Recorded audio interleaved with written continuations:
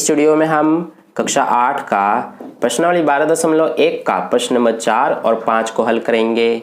तो चलिए स्टार्ट करते हैं इस वीडियो को।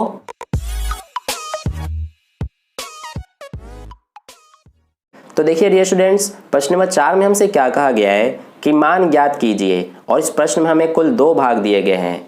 तो देखिए पहले भाग में हमें क्या दिया गया है कि 8 की घात -1 गुणा 5 की घात 3 बटे में 2 की घात -4। तो देखिए इसका मान हम किस तरह से ज्ञात करेंगे। सबसे पहले जो ये हमें 8 दिया गया है इसको हम इस तरह से 2 गुणा 2 गुणा 2 लिख सकते हैं, क्योंकि 2 दूना 4, 4 दूना 8 होता है। अब हम इसी को इस तरह से 2 की घात 3 के रूप में भी लिख सकते हैं। तो हम क्या करेंगे कि जो ये हमारा 8 है इसकी जगह पे हम ये 2 की घात 3 लिखेंगे। ठीक है, तो ये हम इस तरह से यहाँ पर 8 की जगह पे 2 की घात 3 लिखा हमने। अब इस 8 की घात -1 है तो हम इस पूरे की घात इस तरह से -1 लिख देंगे। ठीक है, देखिए हमने यहाँ पर 8 को 2 की घात 3 के रूप में क्यों लिखा है ये मैं आपको आगे बताऊंगा। इसके बाद हमारा ये गुणा में 5 की घात 3 है तो ये लिखा, और बटे में 2 की घात -4 है। अब देखिए यहाँ पर ये जो हमारा 2 की घात 3 और इस पूरे की घात -1 है, इसको हम सबसे पहले सॉल्व करेंगे। तो इसके लिए हमें सबसे पहले पता है कि हमारा एक घातांक का नियम होता है कि जब a की घात m हो और इस पूरे की घात n हो तो हमारा क्या होता है कि a को एक बार लिख देते हैं और ये जो दोनों घातें हैं इनका हम इस तरह से गुणा कर देते हैं। तो इसी नियम का प्रयोग करके इसको हम सबसे पहले सॉल्व करेंगे।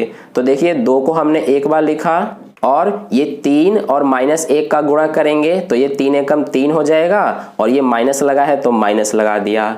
ठीक है, इसके बाद हमारा गुणा है और फिर 5 की घात 3 है और बटे में क्या है 2 की घात -4। अब देखिए यहाँ पर ये हमारा 2 की घात -3 है, बटे में 2 की घात -4 है। तो ये बटा का मतलब क्या होता है, भाग होता है, जैसा कि आपको पता है। तो देखिए यहाँ पर 2 है और यह नीचे भी 2 है, यानी कि आधार दोनों की बराबर है और दोनों की घातें अलग अलग है और दोनों भाग में है। तो हमें जैसा कि घातांक का एक नियम पता है कि जब a की घात m हो और ये भाग हो रही हो किससे, a की घात n से, तो हमारा क्या होता है कि ये जो a है यानी कि आधार है इसको एक बार लिख देते हैं और दोनों घातों को इस तरह से हम घटा देते हैं। तो देखिए इसी नियम का प्रयोग करके इसको आगे हम सॉल्व करेंगे।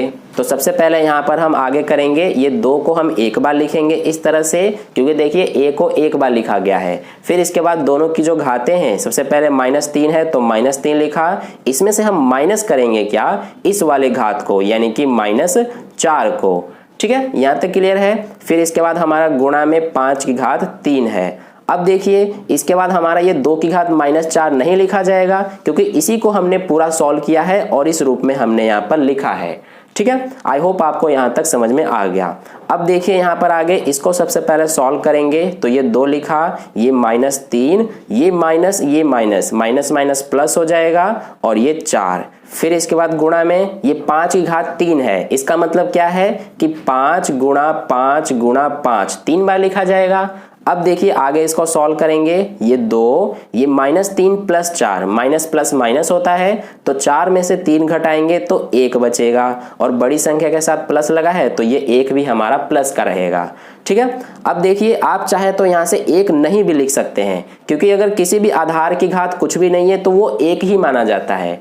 ठीक है, इसके बाद हमारा गुणा है और ये 5 गुणा 5 गुणा 5, 5 पंजे 25, 25 पंजे कितना होता है 125। तो ये हमने गुणा करके लिख दिया। अब देखिए 125 और 2 का गुणा करेंगे तो ये आ जाएगा 250, और 250 ही हमारा आंसर है। ठीक है, तो इस तरह से हमारा पहला भाग सॉल्व हो गया। अब देखिए दूसरा भाग करते हैं। तो दूसरे भाग में हमें देखिए 5 की घात -1 गुणा 2 की घात -1 गुणा में 6 की घात -1 दिया गया है। ठीक है, तो देखिए इसको सॉल्व करने के लिए सबसे पहले हमें क्या करना पड़ेगा कि जो ये घातें हमें ऋणात्मक दी गई है इनको सबसे पहले हम धनात्मक करेंगे। तो इसके लिए हमारे पास जैसा कि घातांक का एक नियम है कि जब a की घात -m हो तो इसको हमें घात को धनात्मक करने के लिए इस पूरे को 1 के बटे में इस तरह से लिख दिया जाता है, तो हमारा घात धनात्मक हो जाता है। तो इसी नियम का प्रयोग करेंगे और इसको हम इस तरह से लिखेंगे 1 बटे में 5 की घात 1। ठीक है। तो हमारा घात जो ये ऋणात्मक था -1, ये धनात्मक हो जाएगा। अब देखिए यहाँ पर 5 की घात 1 है, तो आप चाहे तो 1 को नहीं भी लिख सकते हैं। यहाँ से मैं 1 को हटा दे रहा हूँ, ठीक है, क्योंकि 5 की घात कुछ भी नहीं है तो ये 1 ही माना जाएगा। तो ये हो गया। फिर इसके बाद गुणा में हमारा 2 की घात -1 है, इसको भी हम इस तरह से लिखेंगे 1/2 की घात 1, और 1 को नहीं लिखते हैं यहाँ पर हम, जैसे कि मैंने आपको यहाँ पर भी समझाया, ठीक है। इसके बाद हमारा इस पूरे के गुणा में कितना है, 6 की घात -1, इसको भी हम इस तरह से 1/6 की घात 1 है, तो इस तरह से लिख देंगे, ठीक है। यहां तक हो गया।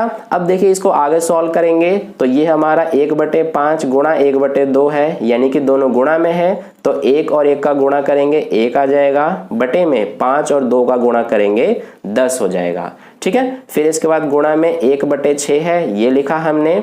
अब देखिए ये हो जाएगा हमारा कितना, 1 गुणा 1 1, बटे में 10 गुणा 6 60, तो 1/60 यही हमारा आंसर है, ठीक है। तो इस तरह से हमारा प्रश्न नंबर 4 के दोनों भाग सॉल्व हुए। अब चलिए प्रश्न नंबर 5 का हल करते हैं। तो देखिए डियर स्टूडेंट्स, प्रश्न नंबर 5 में हमसे क्या पूछा गया है कि m का मान ज्ञात कीजिए, जिसके लिए 5 की घात m डिवाइडेड बाई 5 की घात -3 बराबर हो 5 की घात 5 के। तो देखिए इसका हम सॉल्यूशन कैसे करेंगे, यानी कि m का मान हम कैसे ज्ञात करेंगे। इसके लिए सबसे पहले हम इसको लिख लेते हैं। हमें क्या दिया गया है, 5 की घात m डिवाइडेड बाई 5 की घात -3 बराबर है 5 की घात 5 के, ठीक है। तो यहाँ पर देखिए सबसे पहले इस पे ध्यान दीजिए, इतने पे ये हमारा 5 की घात m है, और यहाँ पर भी 5 की घात -3 है, और दोनों भाग में है। और देखिए यहाँ पर आधार दोनों की बराबर है और दोनों भाग में है। तो जैसा कि हमारा घातांक का एक नियम होता है कि जब a की घात m हो और ये डिवाइड हो रही हो a की घात n से, तो हमारा क्या होता है कि a को हम एक बार लिखते हैं और दोनों घातों को घटा देते हैं। तो यहाँ पर इसी नियम का हम प्रयोग करेंगे, इसको आगे हम सॉल्व करेंगे।